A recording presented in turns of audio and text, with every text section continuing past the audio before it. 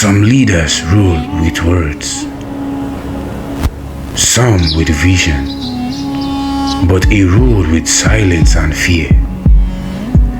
He didn't smile for cameras. He didn't speak to beloved.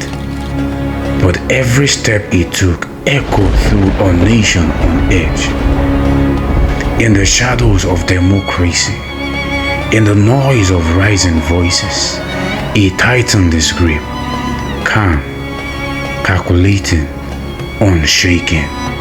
Was he Nigeria's protector, or its captor in camouflage? This is not just a story of a man. It is a story of power, of fear, of silence that screamed.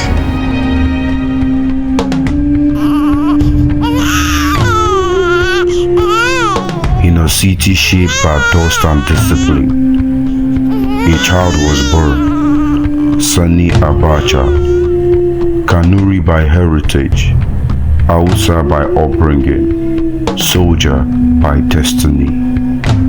Born September 20, 1943 in Kano, a crossroad of commerce, tradition, and silent power. He was raised in a household where respect was law and silence was strength. He became a boy who watched more than he spoke. While others chased fame or fortune, he chased precision, order, structure. He would become the first Nigerian soldier to climb the rank of a full general without skipping a single step. Long before he ruled a nation, he ruled himself.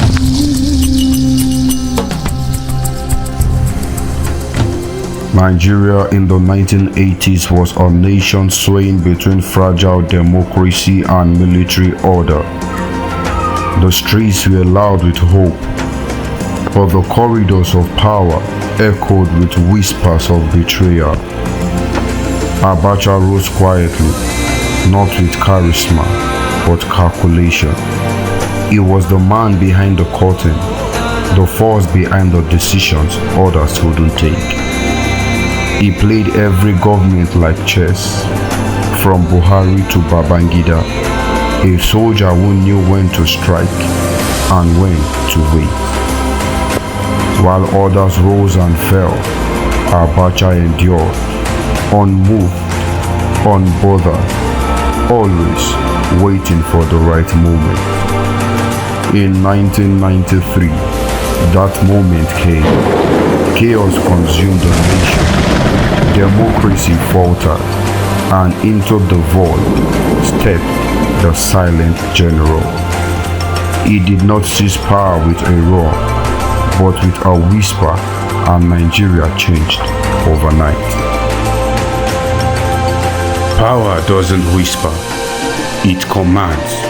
And Abacha, he commanded with silence and strategy.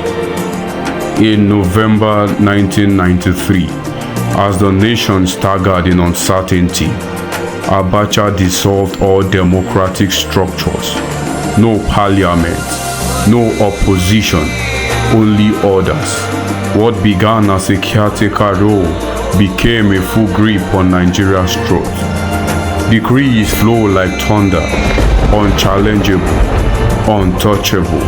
He ruled through shadows with loyal generals, secret councils, and a network of silence.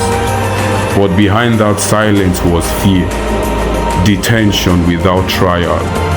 Voices vanished, dissent became danger, and yet for some it was an age of stability. The streets were quieter, the economy controlled, but at what cost? In the palace, the silence deepened. Around him, loyalty turned into paranoia. He trusted few and feared many. This was not just power, it was the grip.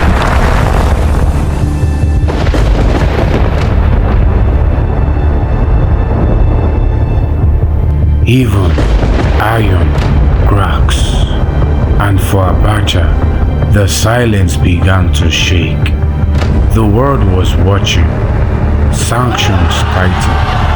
Diplomats whispered. And in the streets, unrest brewed. June 8, 1998. A day clocked in mystery. The general was gone. No gunshots, no battle, just a room and a body, and question that still haunts the nation. Poison, power struggle, or divine justice? The silence remained, but this time it screamed. His death didn't end the story. It split wide open. Files vanished. Fortunes disappeared.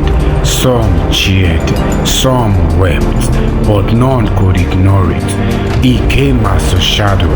He ruled as a storm, and he left like a myth. History remembers what it cannot forget, and Abacha will never be forgotten. To some, a shield against chaos. To others, a shadow that loomed over freedom. But in every silence he ruled with, echoes still whisper of power, of fear, of a man who carved his name in iron.